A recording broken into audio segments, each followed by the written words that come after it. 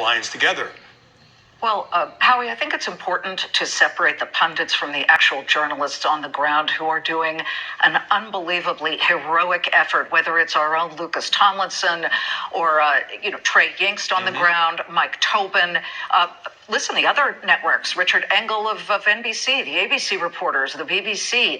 This is a war that the media are covering now. This is not really the time to be sniping. You can. I mean, this is a free country and you can go for that. But when we're looking at exactly what the viewership wants, they want to see what's going on. This is a highly unusual war, Howie. This is in Europe. So, of course, this is going to be treated extraordinarily seriously. And what we are seeing is the first TikTok war, because every single Ukrainian on the ground, whether they are 80-year-old grandmothers or housewives, has a smartphone, and that means they have a global megaphone.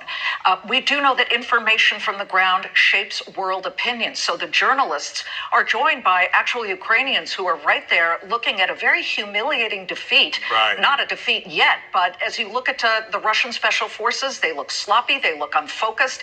And I've been speaking to experts on Russia in the military here in the U.S., and they say it's an absolute abject failure for Putin, who is the expert at misinformation, and it's not working. Yeah, it's funny.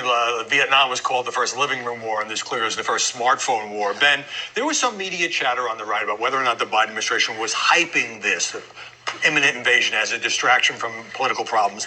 And some are saying, well, the U.S. shouldn't really care that much about Ukraine. Do either of those media arguments have merit in your view? No, I don't think that they have a lot of merit. I mean, one thing that we should, keep in mind is that the polls consistently show Americans, don't want the involvement of American troops on the ground. But that isn't even a question that I think is really being considered at the highest levels. What is clear at this point is that the world, including America, and particularly including our allies in Europe and NATO, are activated on this. It has enormous implications when it comes to people's pocketbook related to energy prices.